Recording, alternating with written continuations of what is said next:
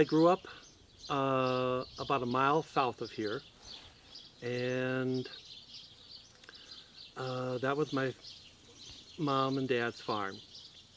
And then I went on to Mankato University, and I majored in music. I got a teaching degree and K through 12, and my emphasis was voice. I ended up getting a job at Lake Benton, Minnesota, and there I taught K through 12 vocal music. I enjoyed teaching immensely. We found ourselves in a labor strike. And so that was a learning experience, and it also was an experience that affected me quite drastically. And so after leaving that position, an opportunity came to buy this farm. And so the first 10 years I worked with my dad, and we had hogs and cattle, and then about 10 years later, I met my wife, Rhonda, and she was a local extension agent. She married a farmer, and she was from Omaha, Nebraska. And we have 3 boys. We went through the financial turbulence of the 80s when I was single. Our financial troubles came in the 90s. 1996, I believe, we filed bankruptcy. We had built a hog setup thinking that a farm that had 120 sows, and we would farrow and produce about 2,500 head of hogs, that would be large enough to support my family. However, it didn't work out that way. And I went back to teaching in 1997, and I taught 7 years thereafter. My wife worked off the farm as well, but we kept farming. We changed the operation many times. Then when my middle son was about 8 years old, we started to do farmers market, and he was all excited about that. He learned how to count change, and he was, it was a good experience for us as a family. And so now, as time went on, we continued to do the farmers market. We added perennials. We sell flowers and annuals in the spring, and it's called Brandt Gardens and Greenhouse. And however, I'm still here. My children have gone on. 2 are still in college. My wife works 120 miles away from home. She's the principal for the Minnesota Valley Area Learning Center. And so we do what we have to do to stay on the farm. It's been a trying 30-some years, but it's been also good for my family. My children are highly work ethics type of individuals, and they will succeed very, very well as they go on in their careers. My oldest is in landscaping, and that's why I'm doing perennials. I'm hoping I can find a niche market, or trying to figure it out so that my family can stay on the farm, and we keep the land in the family. And I think that's an issue that many families will be facing because of consolidation that has gone in agriculture the last 30 years. I'm very diverse. We have a flock of ewes, and we lamb in the spring, and so we have about 40 ewes that we own. I also have a hog barn that I custom feed approximately 1,200 pigs, from feeder weight to market weight finishing, for an owner off the farm. I'm a caretaker for the hogs. I also farm 80 acres of land that I own. So I have 20 acres of corn, 20 acres of oats, and 37 acres of beans. I do rent some of my land out to another farmer. I also custom farm for my sister Judy, 80 acres, and she farms corn and soybeans. And then we have gotten involved into production of vegetables. And so this year we have approximately 5 acres of vegetables under production now. And so we grow a wide variety of vegetables from lettuce to winter squash and everything in between. Tomatoes, peppers. And today we are picking sugar snap peas and getting them ready for the market. I also do annual flowers and perennials, and I have approximately 75 different types of perennials that I sell to customers and work with landscapers. So I try to make a dollar wherever I can make a dollar. What kind of help do you have for that? Well, it's basically me, myself, and I. Um, we do the best we can, and I try to use some of the technology of planting in plastic, trying to keep weeds under control, but it's like anything else, you do the best you can, and one of the biggest problems I have is finding help, and then finding help that's willing to work. And so it's like anything, it's a balancing act for economics. Well, basically you try different things, and you try to do everything, everything on a cash basis. One of the things I found that was very interesting is when you plant into black plastic, the absorption of the sun, and you plant the seeds in that black plastic, they just explode out of the ground.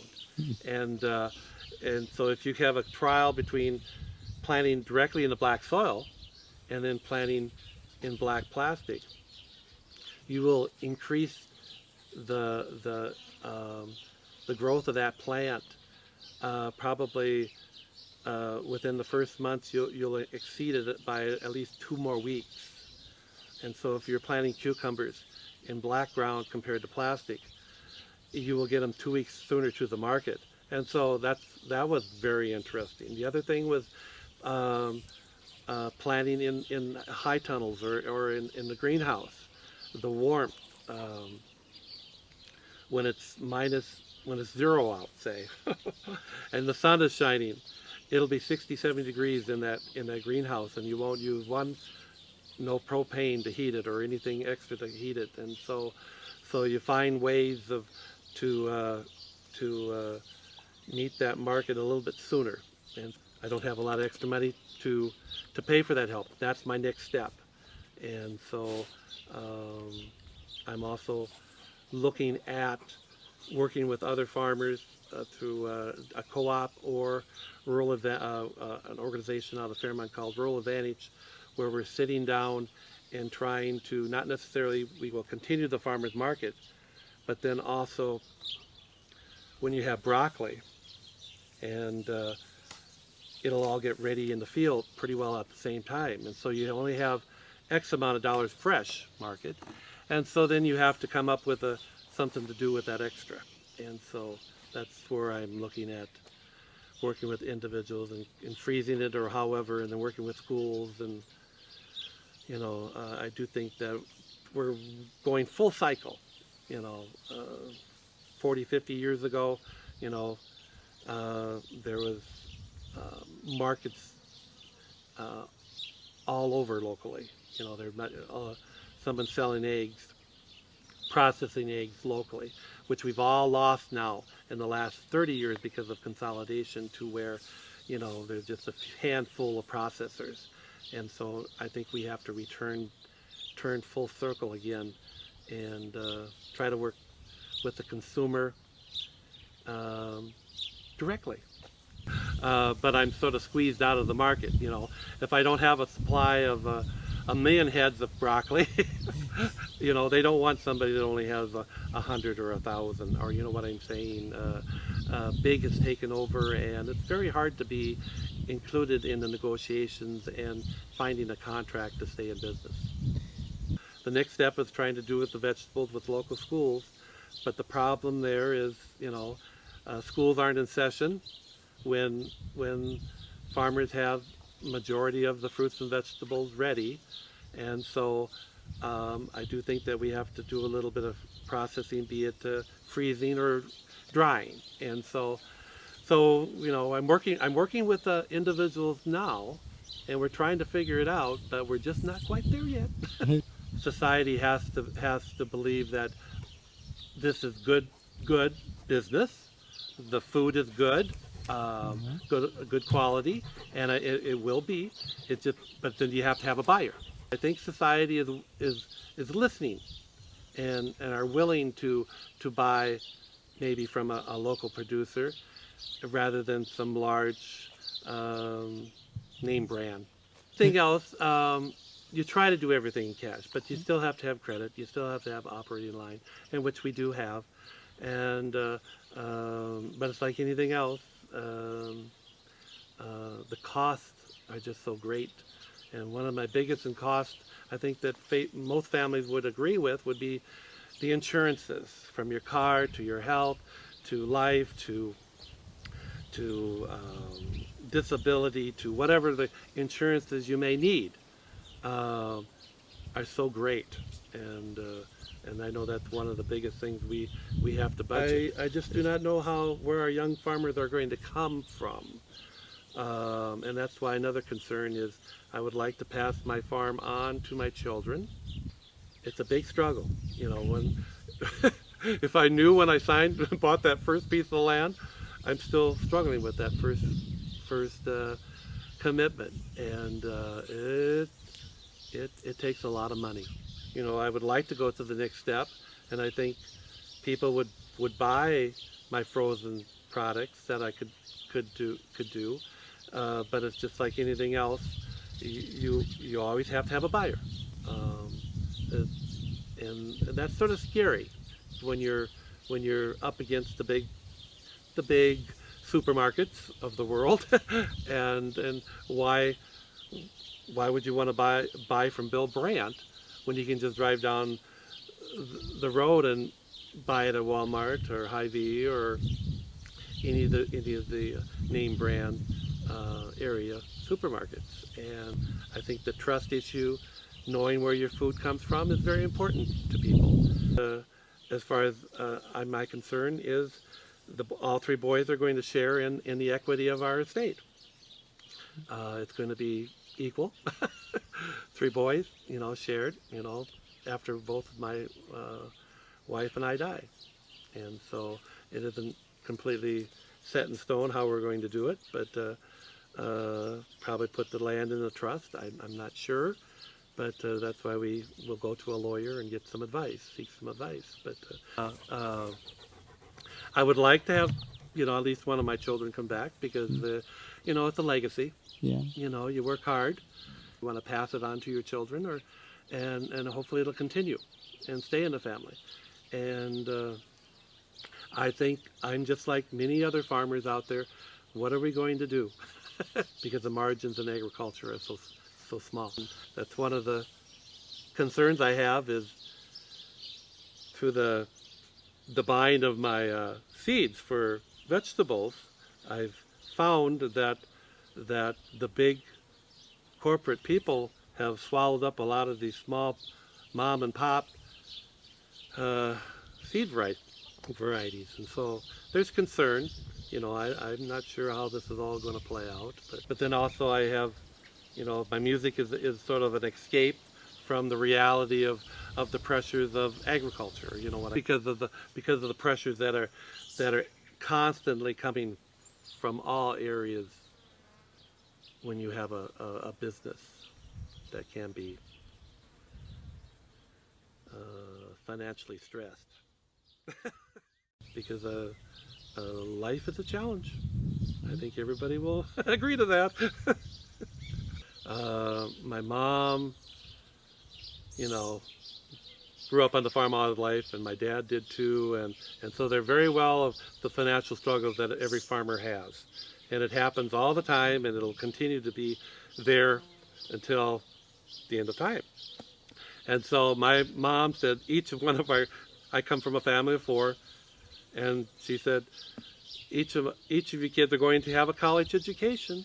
And so each one of us did graduate from Mankato, And each one of us had a teaching degree, and so it was one of those things that we always fell back on.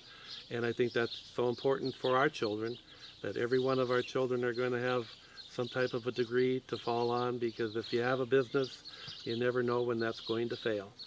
There's fewer and fewer farms, and I think it's important to have that ability to grow your own food, because I'm scared that that is becoming a lost art. You know, and home gardens and community gardens are coming back, but the idea of having a farm, no matter what size, which you can call home, you can always come back and you can feed yourself and take care of yourself. And I think we're losing that because the number of people owning land is fewer and fewer. And if you have small farmers or farmers, at least you can go to the farm and ask for an exchange of labor for food, or whatever the case may be when things get tough. I have hope that society is listening to and has, you know, finding out what the actual story is, because I've found out through my short life that a person has to investigate and then ask questions and seek the truth, because not everything you hear or everything that another person says is always fact. Well, local foods is a local economy. We're all working together on this earth to support each other. If I can grow food, and then an individual that has the expertise in processing, be it freezing or canning or whatever the case may be, to where I can make a little money to stay on the land, and they can make a little money to stay in their house and business. Why do we have to give that up to some large group of people that live some far, far away,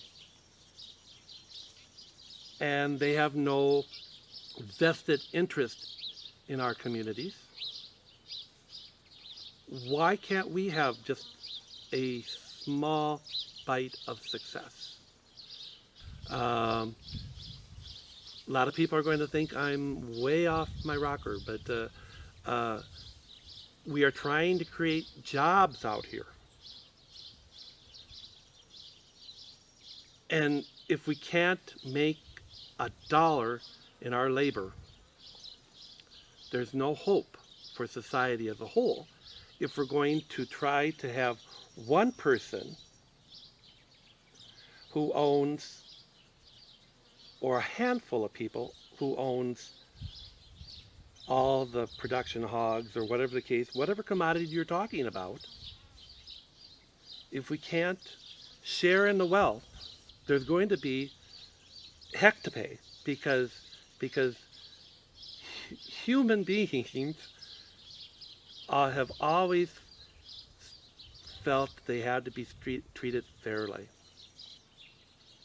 We can all get along. There should be a place for all, the small to the big. It just doesn't make a whole lot of sense to try to herd everybody into a few cities, or whatever the case may be. You know, there has to be a balanced equation. But I have always felt, in all the problems that I've dealt with in my life, in the 30-some years I've been here, the minute I can't communicate with the people that are involved, nothing gets done. There is a national website called Local Dirt, and it's located out of Madison, Wisconsin. And that was funded through a grant.